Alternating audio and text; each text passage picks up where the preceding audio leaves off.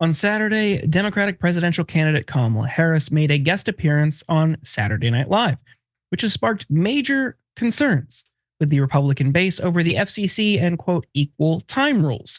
Now, we can't show you the clip due to copyright, but Harris made a brief cameo alongside Maya Rudolph during Saturday's cold open. You can see that here. As you can see, Harris played herself as the mirror image of Rudolph's version of her. "It's nice to see you, Kamala," Harris told Rudolph with a broad grin she kept throughout the sketch. "And I'm just here to remind you, you got this." In Cenk, the two said supporters need to keep Kamala and carry Anala, declared that they share each other's belief in the promise of America, and delivered the signature live from New York. It's Saturday night. According to the AP, the appearance was only confirmed by Harris's team moments before she went live. The vice president arrived at 30 Rockefeller Plaza in Manhattan, where SNL tapes, shortly after 8 p.m., enough time for a quick rehearsal before the show aired live at 11:30 p.m. It was the final SNL episode before Election Day. She left immediately after the opening segment and told reporters it was fun as she boarded her plane for Michigan. Following the appearance, Republican FCC Commissioner Brendan Carr slammed NBC for the appearance, saying NBC was attempting to give Harris a leg up by not offering Trump or third-party candidates a similar spot. Take a look. Yeah, look, this appears to be a clear and blatant effort by NBC to evade the requirements of federal law, in particular, the FCC's equal time provision. I mean, look, America's broadcasters have a very special privilege. It's a privilege they were given originally for free, which is access to a public resource, the airwaves. In exchange, they have certain obligations. One of them is an equal time rule. This has been on the books for decades. If you give a candidate for office free airtime, you have to offer a comparable time and program to all other legally qualified candidates. The FCC's equal time rule, it requires American radio and television broadcast stations to provide equal access to competing political candidates. The rules do not apply to cable channels or other video content, including podcasts or social media. So if Trump were to request equal time from NBC, the broadcaster would have to provide it before the election. Now, Carr also went on a tweet bender, making note of Trump's 2016 guest host spot and how it drew anger back then. In the 2016 cycle, President Obama's FCC chair made clear that the agency would enforce the equal time rule when candidate Trump went on SNL. NBC stations publicly filed equal opportunity notices to ensure that all other qualifying candidates could obtain equal time if they sought it. Stations did the same thing when Clinton appeared on SNL. Carr also made note of SNL head Lorne Michaels saying last month no Trump or Harris cameos would happen due to equal time provisions. Just weeks ago, Lorne Michaels said they would not be bringing any of the candidates on due to election and equal time laws. You can't bring the actual people who are running on because of election laws and the equal time provisions, Michaels said. It's unclear what made Michaels change his mind. However, NBC did file a notice with the FCC and did provide Trump with his equal time. In the notice filed Sunday, NBC said Harris appeared without charge on SNL for 1 minute and 30 seconds. The broadcaster provided Trump airtime Sunday, CNN's Brian Stelter reported, giving the former president an opportunity to directly address viewers during the NASCAR 2024 Cup playoff race. Cenk, it seems like much ado about nothing, but still an opportunity for the right to find something to build a grievance around. Man, they love to cry.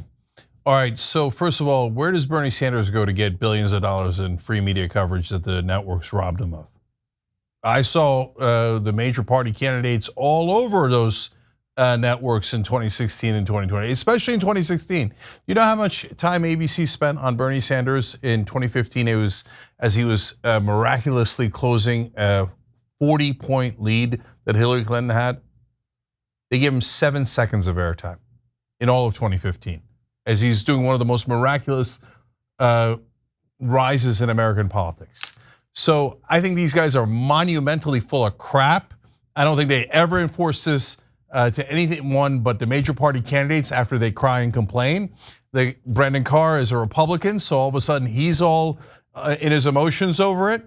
And how about the third party guys? All right, Jill Stein's in the race.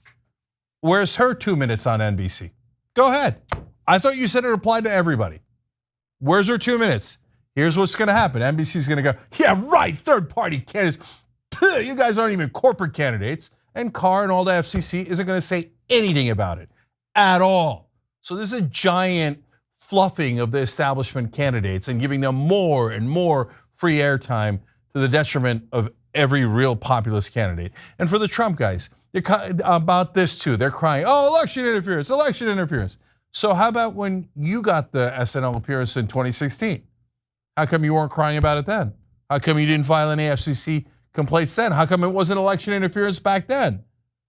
Oh, when it's done on your behalf, you love it. When it's against you, all of a sudden, oh, election interference. And guys, the media is not election interference. Mainstream media has screwed over every progressive candidate that I have ever supported, including myself, including Bernie Sanders. But we didn't say like, oh no, we should actually win. I should be in office. Bernie Sanders should be president. No, mainstream media lying, right-wing media lying, being biased is part of the obstacle course that we have to run through. You don't get to say, hey, I didn't like what the media said, so election interference. That's not election interference. It's ridiculous. Is Donald Trump ever going to stop crying? And the answer is definitely no, because he is a spoiled little baby and all he knows is how to cry. But also, the SNL thing in 2016, Trump hosted. Hillary just had a cameo during a skit. So, I mean, were they upset that it was unfair to her along the point that you made? Oh, it's election interference now. Trump had an entire episode.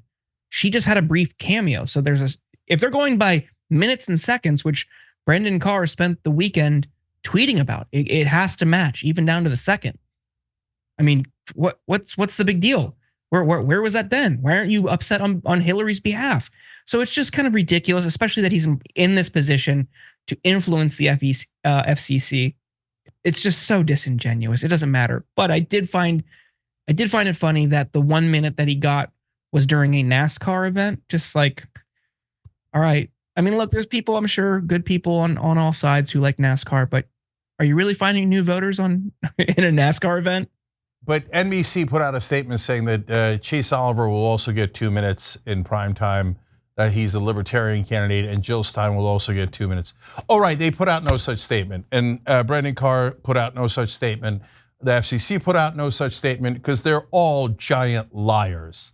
Those people will not get any fair time, equal time. All this is a giant scam. Those networks love establishment candidates and major party candidates like Kamala Harris and Donald Trump. So this is a big nothing burger other than Donald Trump's tears creating that burger for you. Thanks for watching The Young Turks, really appreciate it.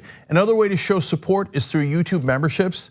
You'll get to interact with us more. There's live chat emojis, badges.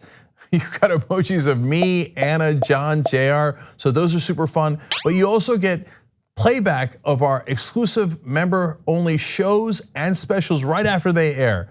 So all of that, all you gotta do is click that join button right underneath the video. Thank you.